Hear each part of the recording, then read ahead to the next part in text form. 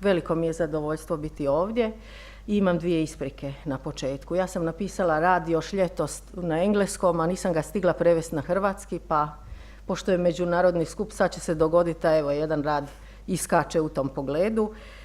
I druga isprika je što se neću moći cijelo vrijeme s vama družiti jer sam prilično bolesna, jer na kronične bolesti se naljepi što šta drugo, čujete, još je došla i viroza.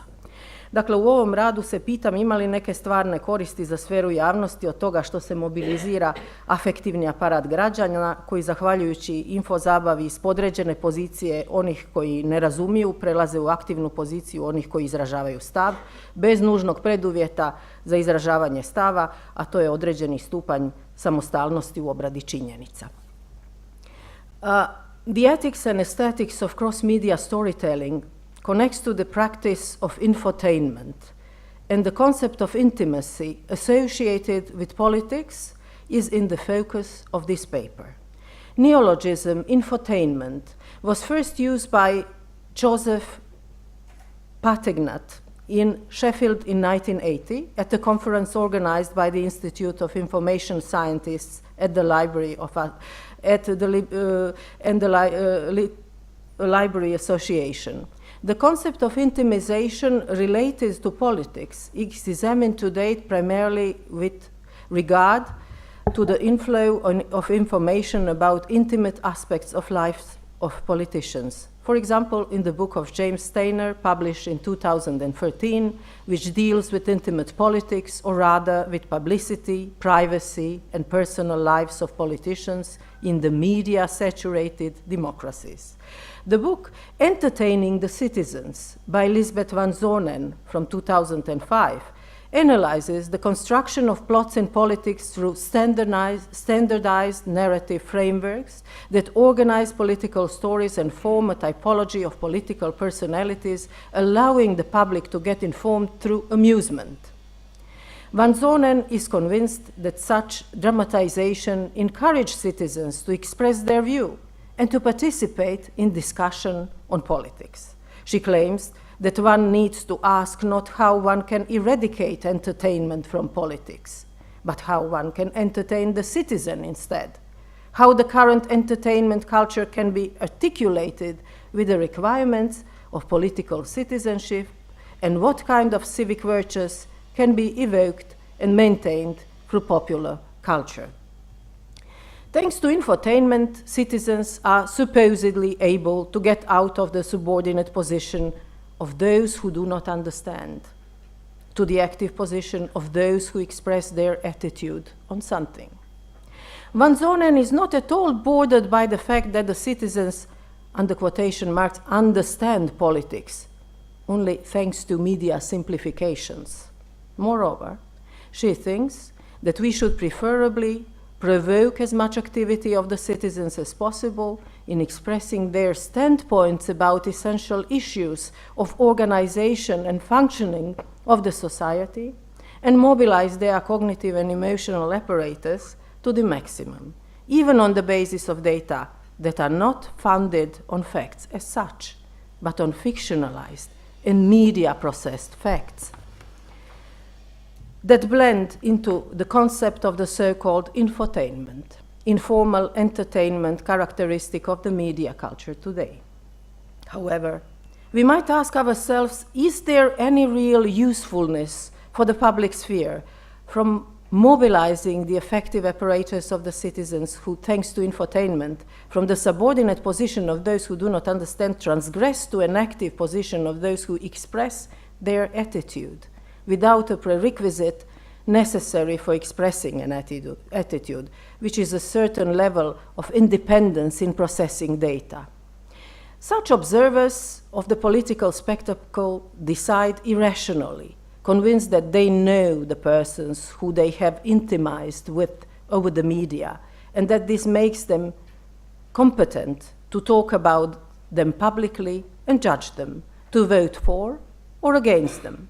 Even the competition of different infotainment models on the global infotainment sphere, about which the professor of international communication Dea Tuso writes, does not give the assurance that by competing to infotainment journalistic styles, in infotainment journalistic styles, which subject the current political and historical data to the rules of the entertainment industry, some new quality of journalism would be ultimately born. Taja Tusu does not see a way out of the problem, except perhaps in raising awareness of the citizens about the feel-good deceitfulness that is characteristic related to infotainment. This also implies the development of the ability to note mechanisms of how the infotainment concept works, one that is conceived in line with political order of the modern world and harmonized with the hegemonic pretensions of the great powers. The concept of the public sphere, but also the crisis of that concept, depends on the definition of the public and its problems. Some of the most difficult issues remain the same from the 20s, the time of the debate between Dewey and Lippmann. We are still not sure what makes the common good, because it slips too easily into the separate folders of common interest, defined differently by different publics. There are too many publics. They are scattered and in constant transition. Or if there is a single public, the one that we can imagine as a utopian unity, we should ask ourselves is that collective subject capable of making an open opinion tribune? Bentham's idealization of the place of newspapers in the formation of the world tribunal of civil society seems naive now. In our brave new, completely medialized world, dominated by what Lippmann long time ago called the law of growing complexity, the principle of networking is crucial to our cyber democracy, but we often forget that this phenomenon is a Janus-faced one. Neoliberal hegemony finds its way to the web. The scenario is by now globally recognizable. A small Facebook group initiates spontaneous or supposedly spontaneous street gatherings, and media predicts the big structural change on the political scene in one or another part of the world. A couple of popular intellectuals get invited to TV talk show, and they say nothing will be the same after the masses have been taken to the streets in an act of spontaneous expression of discontent. Is it really so? Direct democracy, self-organization, cultural counter-projects in the post-industrial world, the impact of the counter-public sphere on the practice of democracy. These are some indicators of change. On the other hand, we have different symptomatology, non-political forms of networking resulting in a myriad of groups concentrated solely and exclusively on issues of their primary interests. The concept of the unitary world, paradoxically, becomes more elusive with great online access to information. Our world, as Lippmann said, gets out of reach, out of sight, and out of mind. As far as I can see, the three most dangerous obstacles to freedom and are repression, ignorance, and the combination of mental sloth and complacency. Citizens are too easily entertained by emotionally imbued accounts. They prefer stories about politicians to political stories. But that does not necessarily mean that there is a positive similarity between fan behavior and good citizenship. Infotainment, in its oversimplification, is no less dangerous than so-called false news. Van Zonen points to the limitations of what she calls modernist political thinking and rhetoric, and instead of affirming rational and impersonal dimensions of political thought and action, she argues in favor of the affective, emotional, and personal. How much we, as consumers of infotainment, contribute to the affect-effect that influences the dynamics of emotion in political thinking and behavior. By mentioning the notion of affect-effect, I allude to the title of the book published in 2007 by the University of Chicago Press and edited by Newman, Marcus, Krigler, and McEwen. In the first chapter, editors explained that their book responded to a resurgent interest in the way emotion interacts with thinking about politics, and as a result, the way citizens engage in or in withdrawal from political effect. They organized their introductory discussion around 5 spanning topics. The first is the varying centrality of emotional concepts in theorizing about political behavior. The second is the character of the phenomenon of emotion itself, in particular the question of its structure. Third, and most important in their view, is functionality. What role do human emotions play in a theory of political thinking and behavior, and how are effect and cognition structurally linked? Fourth, how is this phenomenon to be assessed? What are the available methodologies? And finally, they discuss praxis, a brief review of how what we know thus far of the dynamics of political effect might be, and how it might be applied in political practice and perhaps public policy. Some years ago, in an utterly different global political circumstances, I commented on a document published by EU Institute for Security Studies, which dealt with the prospect of European defense issues in the future, set in the year 2020. This document is a collection of papers prefaced by Xavier Solana and edited by Vasconcelos. The text by Thomas Rice, titled "The Globalizing Security Environment and the European Union," captured my attention. This paper covers long-term EU security strategy, including the problems of hierarchical class society, with the elite of the world on one side and the so-called bottom billion on the other. To avoid a global systematic collapse, the paper suggests that the full spectrum of high-intensity combat should be used to protect what is called globalizers from localizers. Localizers, making up 80% of the world population, include the bottom billion states in the Middle East and the so-called alienated modern states like North Korea. Globalizers notably include not only members of the OECD and rapid transition societies like China and Brazil, but also transnational corporations, the Fortune Global 1000.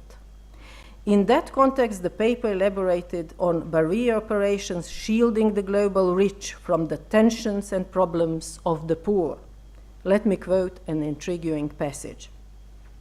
As the ratio of the world population living in misery and frustration will remain massive, the tensions and spillover between their world and that of the rich will continue to grow, as we are unlikely to have solved the problems at its root by 2020, for example, by curing dysfunctional societies.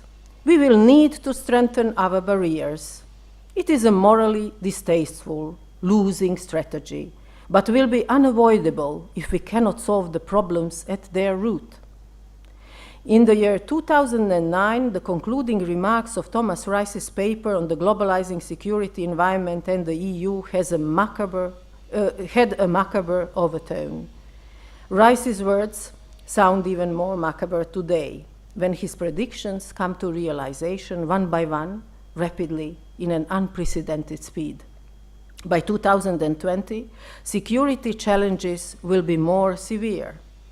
They will, according to this scenario, require military instruments capable of supporting what Rice calls 6 critical tasks: flow security, protecting global technological and economic flow by establishing close interaction between the business, government, and scientific communities; ecological protection that will require a host of global policy and enforcement capabilities, including, in the worst scenario, robust power projection; societal support, default operation to assist society manage disasters, like we have today; social engineering, stabilization for conflict resolution and state-building operations; hard power politics, Clausewitzian influence over alienated state regimes, which will require hard military power, but also an increased focus on asymmetrical forms of destruction, notably in the cyberspace, and barrier operations, shielding the global rich from the tensions and problems of the poor by strengthening the barriers. Are we now the troublemakers from whom the economic elite of the 2020 will protect itself, or just the underdogs entertained to the point of idiocy? Can we even imagine a new genre of political theory that could cope with the rapid deterioration of political circumstances in the contemporary world and offer rational and well-balanced practical solutions? Or is there a fiction behind the supposed reality and truth of political narration as well? In her book titled Fictive Theories Towards a Deconstructive and Utopian Political Imagination, Susan McManus pointed to the fictions that lie at the core of political theory and posed three valuable questions. Can a mode of political theorizing be articulated that openly acknowledges its fictive origins? Can the failure of knowledge provide a new groundless ground of political theory that overcomes the desire to code and contain the political through the delineation of incontrovertible principles, or the stasis of forms of normativity and codification of forms of proceduralism once and for all? And can that mode of political theorizing still be adequate to the vital and bold substantive but no longer legislative tasks of inaugurating a new way of looking at the world, which includes a new set of concepts as well as new cognitive and normative standards? Susan McManus' critique of political theory's attempts to ground itself in nature, truth, and knowledge of the real is based on an attempt to deconstruct hidden controlling fictions behind the political theory narratives. Instead, she offers a utopian project of political theory grounded in what she calls the fictive, a creative and future-oriented imagination. Judge Rubensfeld rightly says in Freedom and Time, a theory of constitutional self-government published in 2001, that modernity has directed its inhabitants to live in the present, as if there alone could they find happiness, authenticity, and freedom. Constant pressure to live in the present in the name of freedom, the heartbroken, dreamless consumerism that Westerners know and love so well, makes it hard for people to see that there is no dichotomy between freedom from and freedom to, and that their lack of capacity to see the link between the two could be potentially dangerous for their civic liberties. Jewish utopia, for Habermas, the manipulative misuse of publicity undermines the public sphere. Jewish utopia of the great community, based on the holy trinity of communication, democracy, and education, is now undermined. Every aspect of it is weaker than ever. Is our easily established communication really free? Do we participate in democracy or in public opinion industry? Is there a liaison amoureuse between university and politics, scientific truth, and economic interest? How amusing is that love story? Who creates it? Who creates its narrative? And who gets entertained by it? Thank you.